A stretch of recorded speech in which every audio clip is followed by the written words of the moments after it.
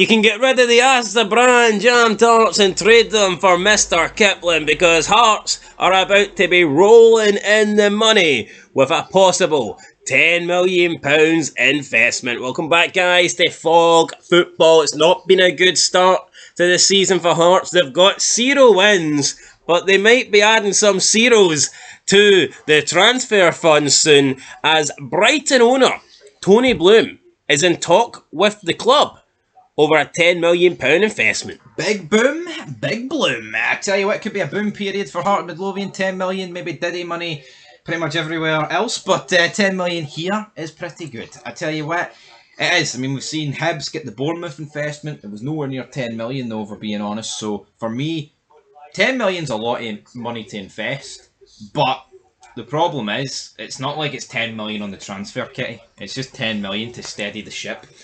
10 million to steady the ship. So Brighton owner Tony Bloom has been in talk with Hearts now over the past few months. He's interested in the Tynecastle club adopting Bloom's Star Lizard Sport Analyst company for player recruitment. Now, Hearts are obviously fan-owned. Any deal will need 90% backing from the foundation of Hearts. But what I've seen talked about and what I've seen proposed is that Tony Bloom would come in, he would invest the £10 million, we would adopt this Star Lizard Sports Analyst style of player recruitment, and then, if it's a success, after a 2-year period, he would look to be a minority shareholder in the club. He'd be looking to buy stocks, but still not enough stocks to make him the majority shareholder, just the minority. But it all depends on the success. So he seems to be willing to spend £10 million. If it doesn't work at the end of the 2 years, he walks away. If it does work, then he gets a stake at the club. That is what I'm seeing at the moment. I've seen a lot of stats and figures and Brighton sales, and look, there's no doubt about that. Brighton have done well, I think, with player recruitment since they've came into the Premiership. Let's be honest, when Brighton first came up, I think everyone was expecting them to go straight back down. But we've seen now that they've actually made really good recruitment deals, and they've brought in good players. They've bought well, and more importantly, they've sold well. We've seen them sell some players for more money than they should be sold for, let's be honest. And that then funds new players to come in. So, I mean, you're now looking at Brighton as, never mind a relegation team, you're looking at Brighton as easily a top half of the table, if not a side that is pushing for Europe every season. And I think that is partly down to the Brighton owner, Tony Bloom, and this player recruitment style. So if they can implement that into Hearts, then fantastic. Now, we know we're not going to be dealing with the same level of players. If Brighton are bringing in, let's say, £25 million O'Reillys, we know Hearts ain't going to be doing that, but we could still do it on a much smaller scale. It's pretty much the same thing, but you're doing it for less money and for a lesser standard of player. But the recruitment style, it's the same thing. There's no reason why Hearts can't look to sell O'Reillys for Brighton to take. 1.5 million is what Celtic spent.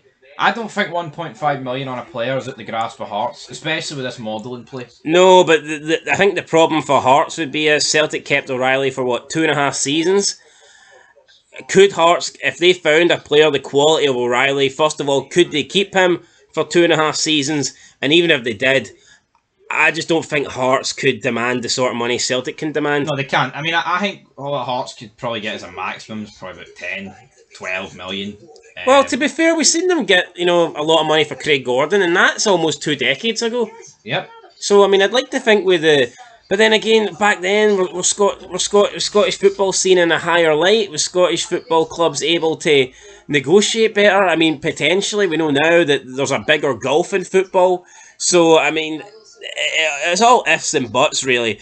But yeah, Bloom is interested then in becoming a minority stakeholder at the club. And you know what? I would welcome it, because at the moment, it seems like it's a risk-free investment. I mean, he's willing to offer £10 million, and if he invests it and it doesn't work, then so be it. It's his loss. He's the one losing the money, not us.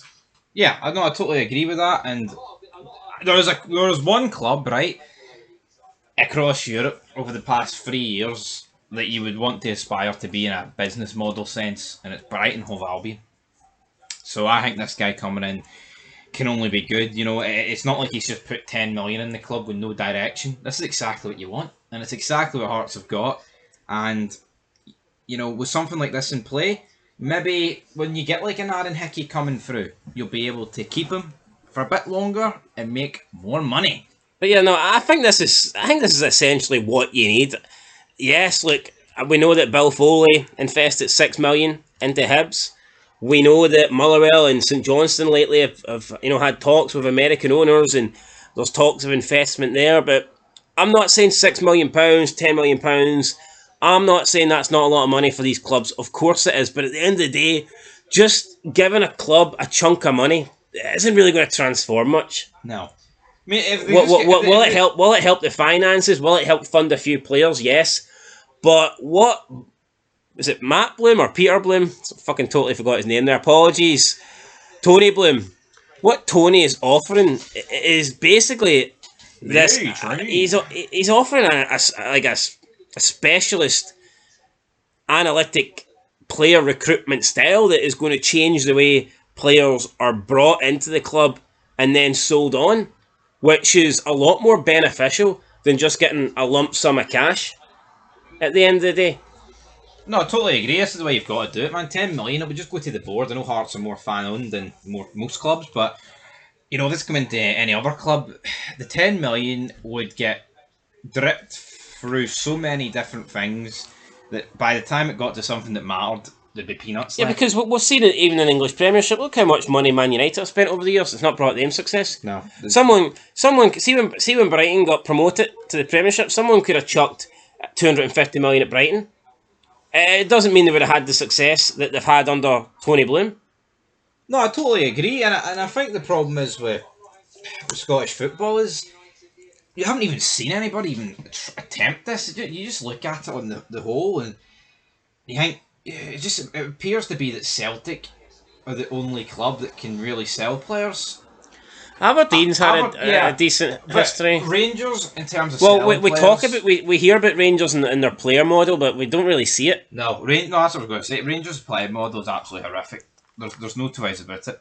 See, you know, you look at what Rangers. See, apart from Joe Aribo and Calvin Bassey, Rangers selling players has been absolutely awful.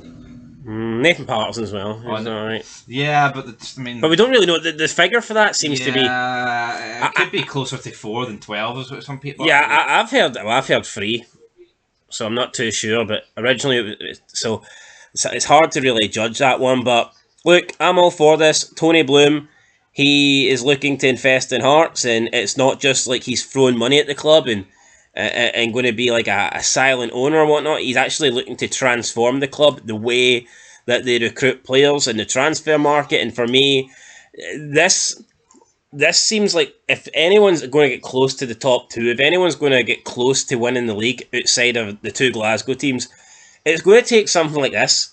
Because like I said, see Hearts, you give them 10 million, even if Hearts spent the 10 million, let's say they buy 4 £2.5 million players. Like, long term, it's not really doing much for you. Yeah, I'll give you a boost initially.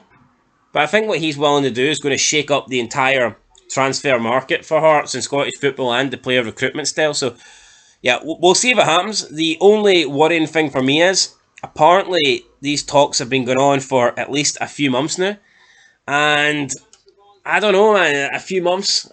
I'm not saying that means it's not going to happen, but I would have liked it to have been wrapped up by now. Like, what is the hold-up? Yeah, what is the hold-up? I mean, I guess 10 million's a lot of money. Not to Tony Bloom, it's not, is it? Apparently not to Tony Bloom, but it's definitely not Matt Bloom, that's for sure. But tell you what, it'd be a massive deal. Be a massive deal for Hearts. But this is what Hearts need, right?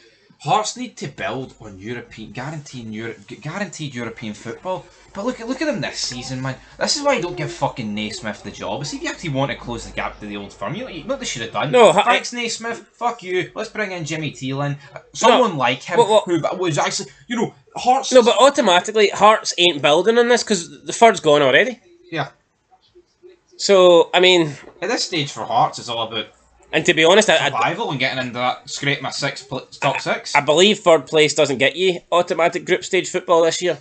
No, but it would.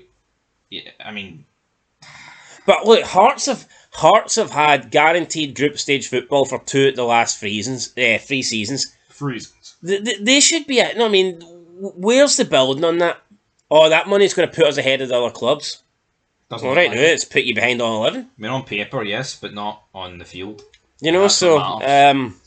it's just disappointing. Hopefully this happens, and I've always thought it's really. I'm always been surprised that no one has really come in and heavily invested in a Scottish club No.